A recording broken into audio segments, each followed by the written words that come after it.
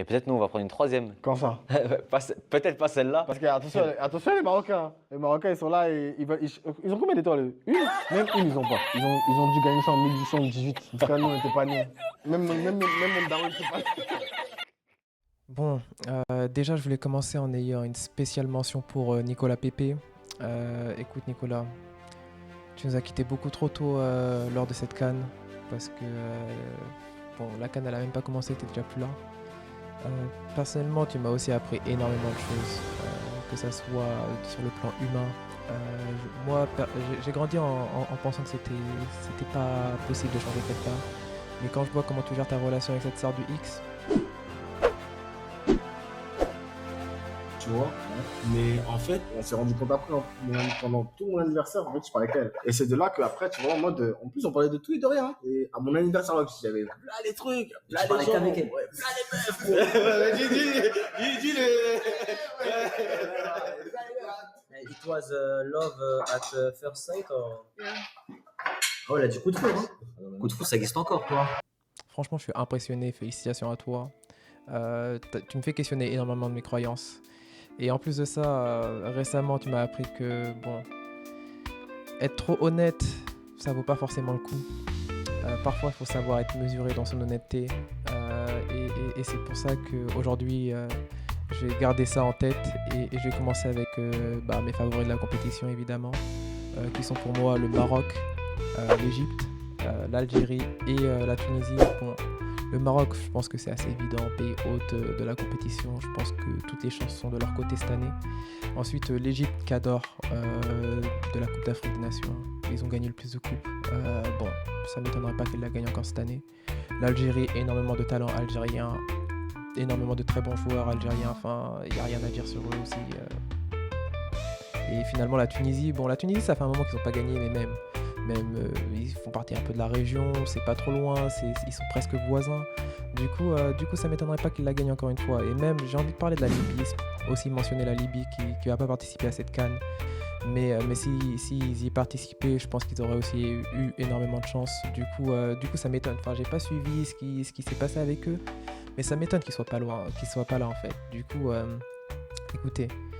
Je pense que c'est important de parler d'eux pour commencer. Ensuite, maintenant, on peut parler des autres figurants de cette compétition. Enfin, je sais même pas s'il y aura une compétition, en fait. Je sais pas s'il y aura une compétition. On verra ça, mais écoutez.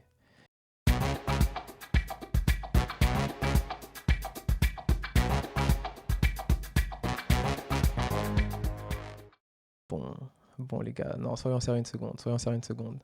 Non, parce que s'il y a un truc avec la CAN, c'est peut-être le tournoi le plus homogène, tu vois. C'est peut-être la compétition où presque n'importe qui peut la gagner, en fait. T'as pas mal d'équipes qui se tiennent à pas grand-chose. T'as des équipes qui ont énormément de talent, mais qui vont pas forcément avoir le collectif qui va aller avec. T'as d'autres équipes qui sont très, très collectifs, qui vont avoir des joueurs qui jouent soit dans le même championnat ou soit qui jouent ensemble depuis très, très longtemps. Et du coup, ils vont avoir un collectif très fort. Et dans le sport de haut niveau, parfois, c'est le collectif qui fait la différence. Du coup, non, ça se joue à pas grand-chose. On a vu lors de la dernière CAN, il peut y avoir énormément de surprises. Et en plus de ça, tu as des facteurs externes, du style un arbitre qui veut montrer que c'est lui le patron, en fait.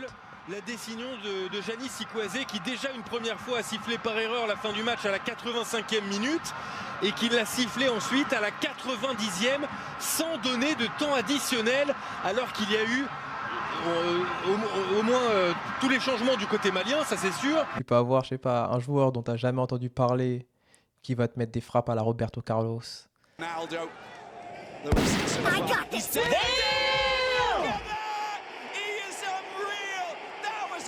Ou tu peux avoir des gardiens genre, je sais pas, les gars ils sont complètement déconnectés, ils vont te faire des sorties, genre tu comprends pas ce qui se passe par leur tête. Non, du coup, il peut se passer énormément de choses. Mais bref, je pense que tu as quand même des équipes que j'aime appeler les big dogs, tu vois, les big dogs. Genre quand tu penses big dog, pense à un pitbull.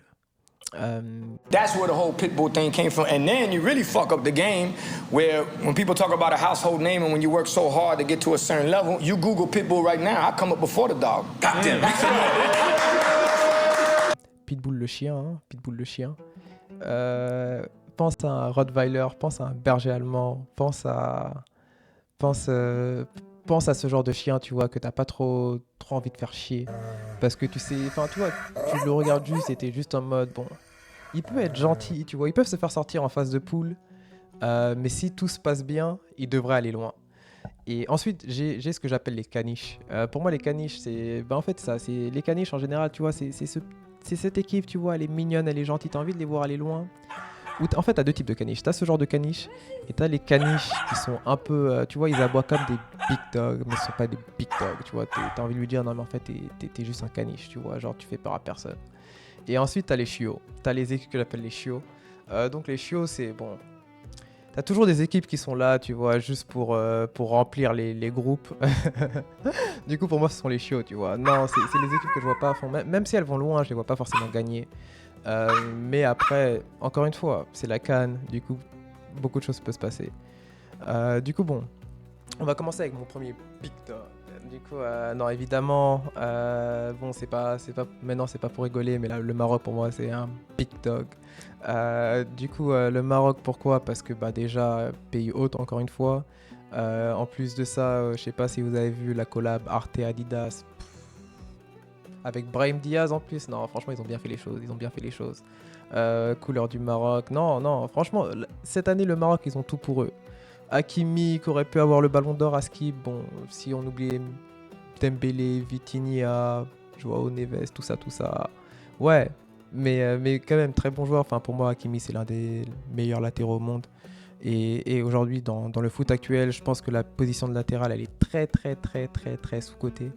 Parce que Nuno Mendes, Hakimi, je pense que sans eux, le PSG, ils vont pas aussi loin qu'ils sont allés. Ensuite, ouais, t'as quand même des Brahim Diaz, des Talib, des Talbi,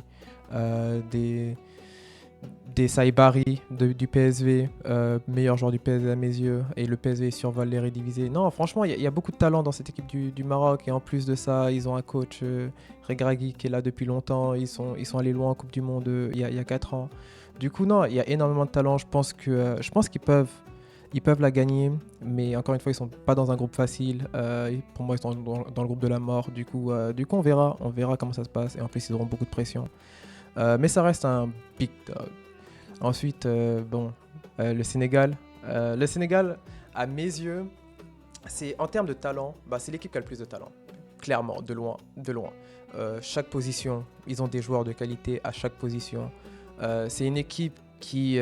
en fait, c'est ça. C'est le problème avec le Sénégal. C'est que... Est-ce que le collectif va suivre ? Je sais pas. Et c'est ce qui leur a porté défaut lors de la CAN en Côte d'Ivoire. Mais ouais, Mamadou Sarr derrière avec Moussa Niakhaté. Enfin, t'as même Khalidou Koulibaly dont on parle plus trop parce qu'il est en Arabie Saoudite, mais qui est toujours présent.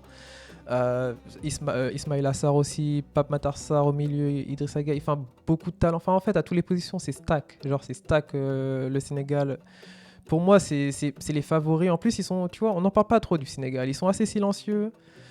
Ils pourraient faire une belle CAN. Et pour moi, franchement, ça ne m'étonnerait pas qu'ils aillent en finale. Ça ne m'étonnerait pas qu'ils la gagnent. Enfin, pour moi, ce sont les favoris en termes de talent de loin. C'est juste le collectif où il y a un petit point d'interrogation. Ensuite, l'Égypte, ouais. Cadre de la compétition. Perso, j'aime pas la façon dont l'Égypte joue. Parce que c'est le genre d'équipe qui va te mettre un but, qui va mettre le bus. Regarder un match de l'Égypte, c'est pas facile. C'est pas facile parce que c'est pas un jeu. C'est un peu un jeu à la Deschamps, tu vois. Ça met le bus. Ça joue pour gagner, en fait. Ça joue vraiment pour gagner. Et ensuite, devant, il y a Salah qui est là. Il se prend pour Ronaldo avec Liverpool. What do you do with the situation now, Mohamed?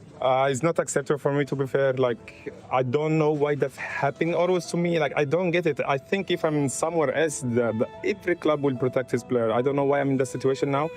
But again, it's how I see it now is like, it's like you throw him more under the bus because he's a problem in the team now. But I don't think I'm the problem. I have done so much for this club to get the respect I want to get. And I don't have to go every day fighting for my position because I earn it. People will say, you're not bigger than... I'm not bigger than anyone. I earn my position. This is football. Yeah. So it is what it is. When you say that about the Brighton game, you mean that possibly it could, be a last game you consider your future in January, perhaps? Yeah, in football you never know, but I don't accept the situation, to be fair. again, I've done so much for this club. Et bon, calme-toi, Salah. Hein.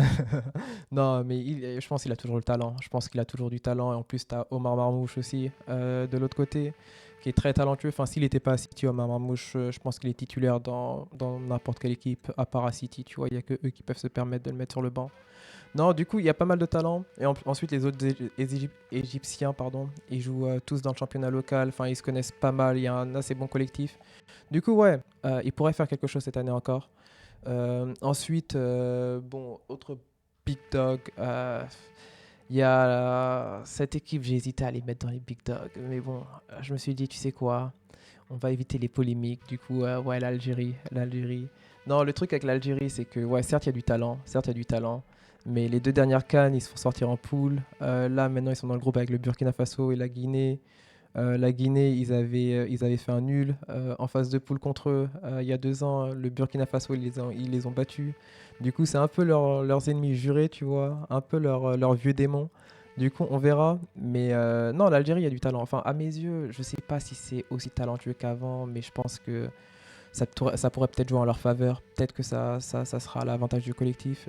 Du coup, on verra. Mais il y a beaucoup d'incertitudes. Je pense que l'Algérie, tu vois, ça aurait pu être un caniche. À mes yeux. Mais bon, pour moi, ils sont entre le caniche et le big dog. Et le dernier big dog, bon, là, c'est un petit coup de cœur du chef. Dernier big dog, c'est le Mali. C'est le Mali, évidemment. Non, franchement, ça aurait pu être aussi un caniche.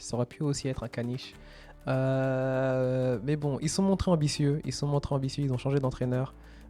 Enfin, de sélectionneur, pardon. Et dernière CAN, ils ont proposé le meilleur jeu. Enfin, c'est ça en fait. Si c'est ta première CAN, si t'as jamais regardé la CAN et tu dis ouais, j'ai envie de regarder la CAN et tout, mais je sais pas quelle équipe regarder. Le Mali, c'est peut-être une valeur sûre, tu vois. Au moins t'es sûr de voir du beau jeu. Je dis pas qu'ils vont aller loin. Ça se trouve, encore une fois, ils sont dans le même groupe que le Maroc, du coup, groupe de la mort, où t'as les Comores qui sont aussi bons et la Zambie, si je me trompe pas, ouais, la Zambie, qui est pas trop mal. Du coup, ça pourrait mal se terminer tout ça. Mais en tout cas, dernière CAN, c'était la meilleure équipe dans le jeu. Il manquait un œuf pour terminer devant. Si là, maintenant, ils arrivent à être un peu plus réalistes, c'est une équipe qui pourrait aller loin. Apparemment, objectif demi-finale, c'est possible. Ça dépend qui ils affrontent, mais c'est possible. En tout cas, ça me fait plaisir qu'ils se montrent ambitieux. Perso, t'as des nénés, enfin c'est une équipe assez jeune, t'as des Amam Traoré, t'as des Amadou Haïdara, enfin t'as pas mal, enfin même Yves Bissouma, ça... C'est un joueur pour lequel il y avait beaucoup d'attentes, il y a toujours un peu d'attente, mais bon, là, depuis qu'il est allé à Tottenham, c'est un peu la galère, même avec le Mali, il est souvent blessé également.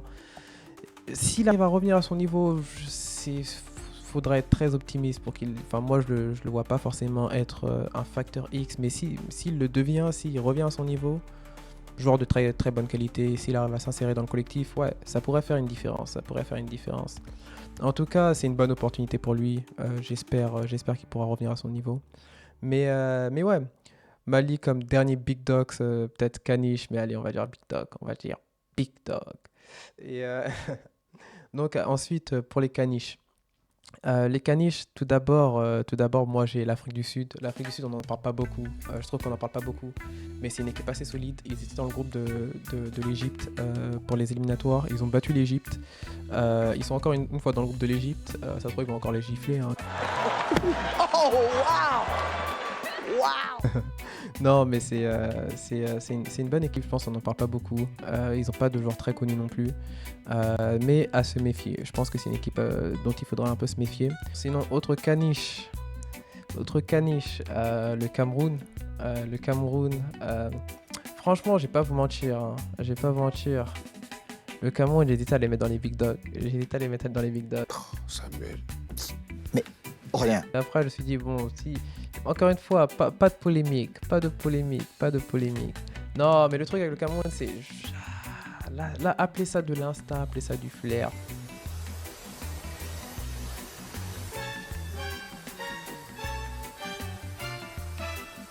Je sais pas, je sens quelque chose avec le Cameroun.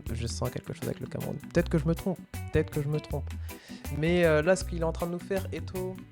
Je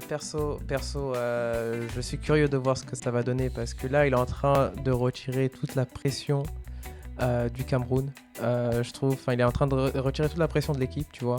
Parce que bon, je sais pas si vous avez suivi la situation avec le Cameroun, mais en gros, ce qui s'est passé, c'est que bon, le Cameroun, ils étaient allés en Côte d'Ivoire, ils se sont fait gifler en Côte d'Ivoire. Et tout, il est rentré, il avait le seum, il a commencé à péter son câble et tout. Mais après, le coach était son pote, Rigobert Song, il est obligé de le virer.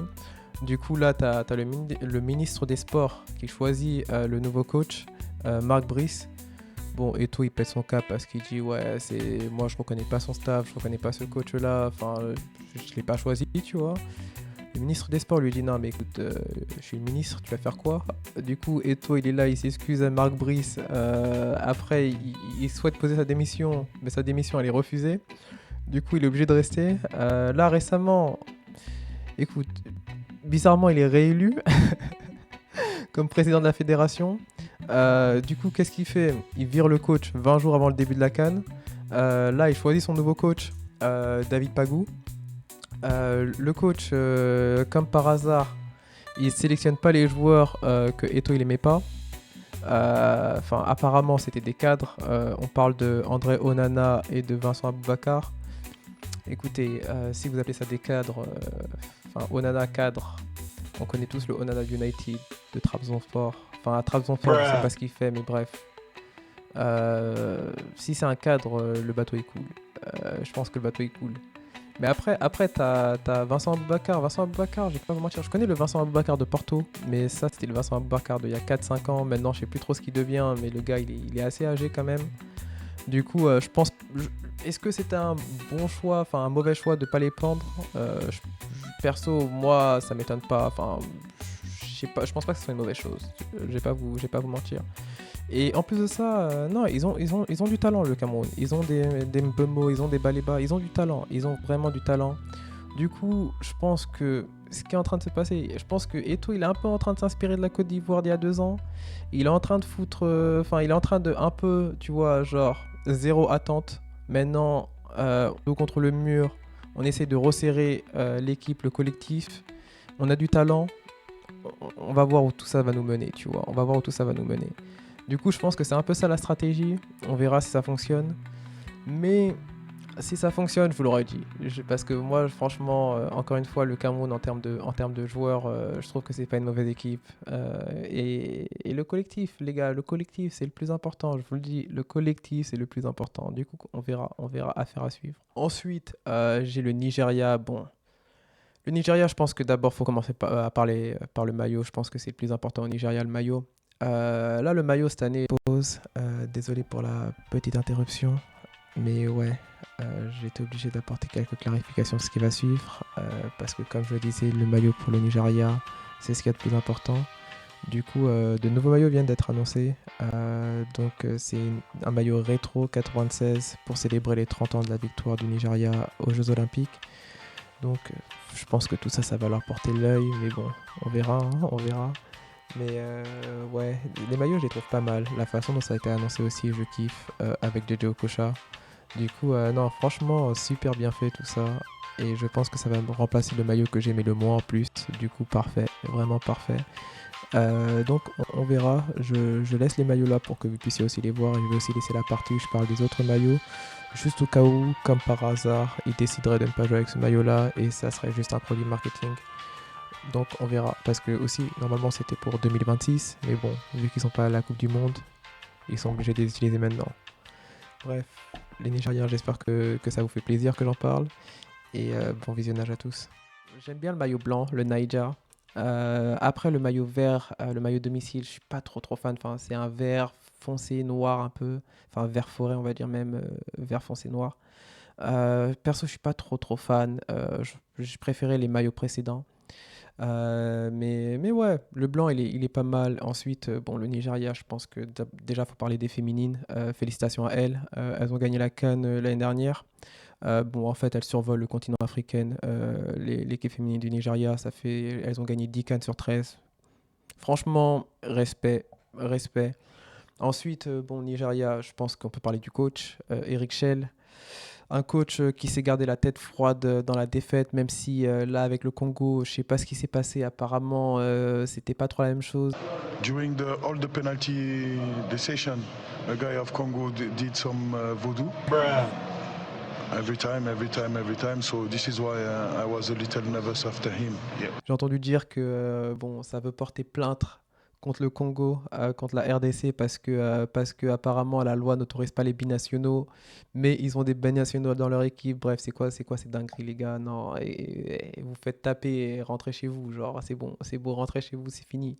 La Coupe du Monde, dans 4 ans peut-être, Inch'Allah, dans 4 ans, mais non, les gars, c'est fini. Concentrez-vous sur la CAN. Et même la CAN, enfin, perso, le Nigeria, c'est ça. Bon, je rigole un peu avec eux. Mais non, le Nigeria, franchement, ils ont beaucoup de joueurs que j'aime beaucoup. Enfin, Ademola Lookman, c'est peut-être. Enfin, en fait, je le trouve trop sous-coté, Lookman. Je le trouve trop sous-coté. Genre, je me rappelle encore du triplé qu'il met contre Leverkusen.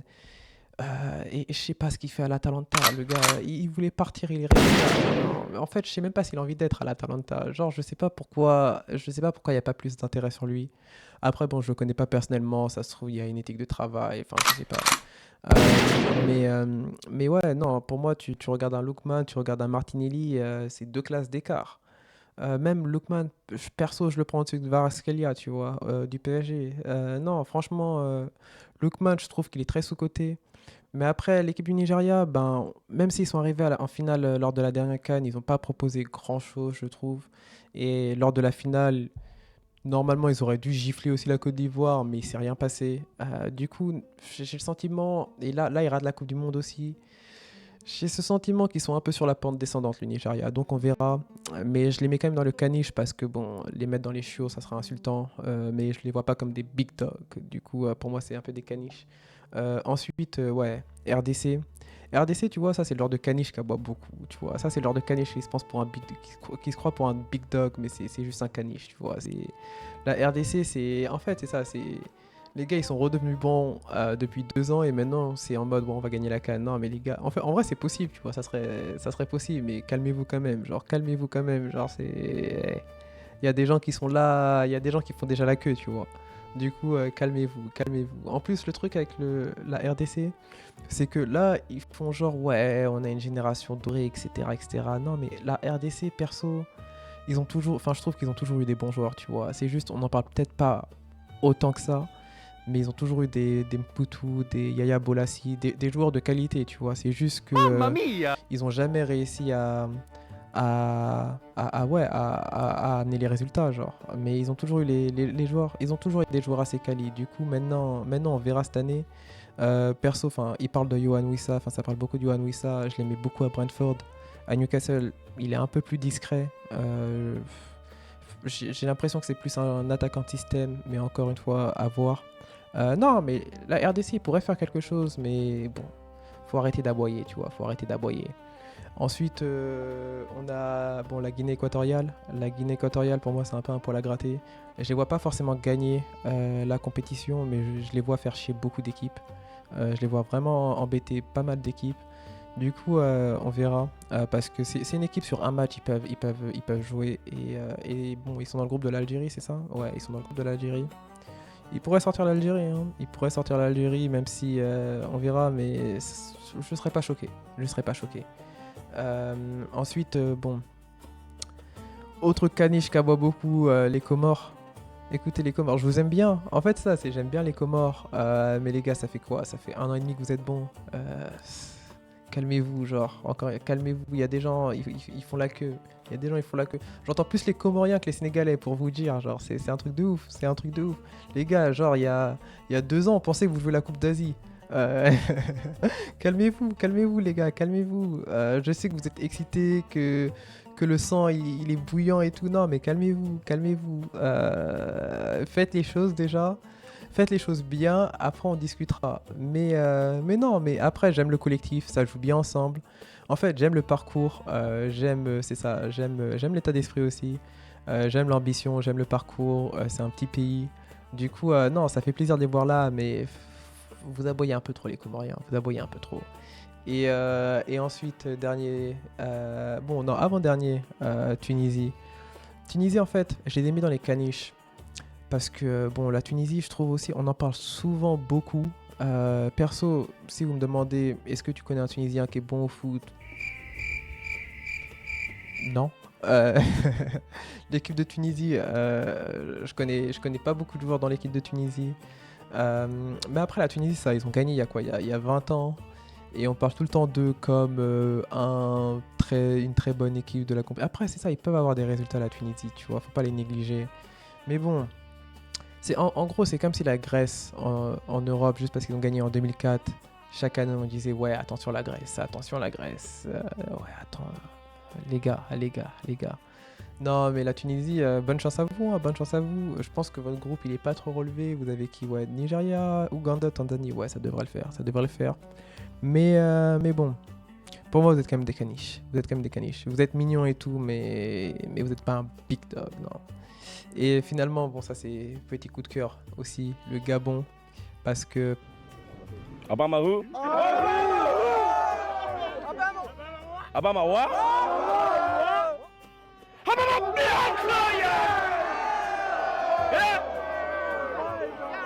Parce que Aubameyang, l'un des attaquants le plus sous-coté de l'histoire, il s'est juste fait tuer par Arteta, par le coach le plus privilégié de l'histoire. Mais sinon, Aubameyang, non, on n'en parle pas assez. On n'en parle pas assez d'Aubameyang parce que ce gars-là, même maintenant ce qu'il fait avec Marseille, ce qu'il a fait, en fait, c'est partout où il est passé. Le gars, il a été chaud, genre. On n'en parle pas assez de Aubameyang, mais franchement, une fois que sa carrière sera terminée, va falloir lui donner ses fleurs. Parce que le gars, il est chaud. Le gars, il est très, très, très, très, très chaud. Il est pas juste chaud, il est très, très, très, très, très, très chaud. Du coup, c'est pour ça que je les ai mis dans le caniche, le Gabon. Mais en vrai, ça aurait pu être des chiots, je vais pas vous mentir. Si vous me dites c'est des chiots, je vous dis ouais. Non, ensuite, dans les chiots, bon, il y a 2 équipes dont je veux parler. Tout d'abord, le Burkina Faso. Parce qu'ils ont un attaquant que j'aime beaucoup, Dango Ouattara. À Bournemouth l'année dernière, il était très très bon. Cette année, il se monte pas autant depuis son transfert, mais bon, ça se trouve, il pourra se relancer pendant la CAN. Non, mais le Burkina Faso, je pense que c'est une équipe. Il y a aussi Bertrand Traoré. Bon, Bertrand Traoré, il a quelques fulgurances, tu vois. C'est un peu le Vini du pauvre. Non, je rigole. Non, mais il a quelques fulgurances. Il peut faire la différence sur 1-2 actions, tu vois, mettre un but ou faire une petite passe D. Mais non, le Burkina Faso, je pense que c'est une équipe aussi qui sera pas évidente à affronter.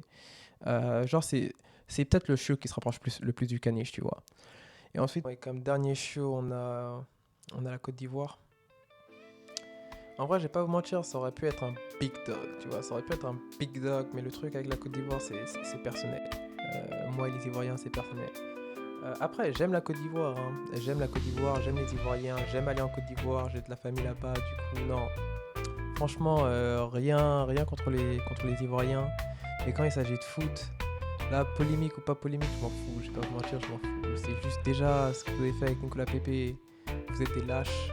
Je vais vous le dire, vous êtes des lâches parce que bon, Pepe c'est la victime dans l'histoire. C'est la victime dans l'histoire. Et au lieu de le défendre, enfin en fait c'est ça, c'est trop facile de ne pas le sélectionner, mais d'aller en interview et le défendre en interview, c'est trop facile. C'est quoi ça encore? C'est trop facile. C'est comme si, je ne sais pas, demain t'as une Coupe du Monde en France. Et t'as l'Argentine qui dit ouais, vous savez quoi, nous les Français, on veut pas trop de problèmes avec les Français, du coup Emiliano Martinez, on va pas le sélectionner. Non, c'est quoi ça? Mais en plus, déjà les Ivoiriens eux-mêmes, ils y croient même pas à leur équipe. Regardez la CAN, ils y croyaient même pas. Ils sont nuls. Entraîneur qui a vendu, on dirait cuisinier là-haut. Il est nul. Même joueur là-haut, il est nul. Même lui qui était entraîné, ils sont nuls. La Côte d'Ivoire n'a rien joué, surtout Franck Kessié. Il boit quoi avant de venir jouer même? C'est quoi tout ça là même? Seko Fofana aussi, il joue rien. Voici un autre, Grasso, il joue rien. Et Emers Faé, il a fait l'impossible. Mais je pense que là, il va vraiment être testé. Je pense que c'est ça. C'est la raison pour laquelle je pense que ça aurait pu être un big dog. C'est qu'ils ont des joueurs de qualité en Côte d'Ivoire. Ils ont des joueurs de qualité. Un gars, Amad Diallo, moi je suis fan du gars. Je suis fan de son histoire, comment il arrive en Italie. maintenant à United, ce qu'il fait à United, franchement, et en plus, je pense qu'il peut encore faire mieux. Je pense qu'il peut encore faire mieux. Du coup, je suis vraiment fan du gars. Mais après, écoutez, là, ça va être un vrai test pour Emers Faye, hein. Ça va être un vrai test pour lui. Je pense que avoir Nicolas, enfin ne pas prendre Nicolas, enfin je sais pas, bon, je sais pas si c'est une bonne idée, mais on verra. Mais là il sera vraiment, là ça sera plus mode barreau d'honneur, mode dernière chance, mode j'ai rien à perdre. Là il y aura des attentes, Du coup va falloir faire le taf. Est-ce qu'il peut faire doubler? Perso, j'y crois pas du tout, Mais ils peuvent sortir de la phase de poule, même si j'ai envie qu'ils se fassent éliminer, tu vois. J'ai envie de voir les Ivoiriens pleurer, j'ai envie qu'on leur verse de l'eau sur la tête. Non, tu sais quoi, même pas de l'eau, du bistap sur la tête, comme ça leur fera des petites larmes de sang. Non, mais écoute, je pense qu'ils peuvent faire quelque chose, mais perso, j'y crois pas. Le doublé, ça me ferait mal, ça me ferait mal, ça me ferait vraiment mal. Non, mais écoute. On verra, hein. Encore une fois, c'est ça le truc avec la CAN. C'est que n'importe qui peut la gagner, même ces équipes, les autres chiots que je vais faire défiler en bas, parce que sinon la vidéo elle durera un peu trop longtemps. Du coup, même ces équipes-là, tu vois, elles peuvent gagner. C'est juste que, écoute, même s'ils gagnent, je le verrai pas venir. Écoute, ça sera vraiment une très grosse surprise. Mais bon. On verra, hein. Franchement, je pense que ça va être une CAN intéressante. Il y a pas mal de beaux matchs qui se profilent. Du coup, je suis assez excité personnellement. J'ai suivi ça avec beaucoup d'attention. Et comme j'aime le dire, que le Mali gagne.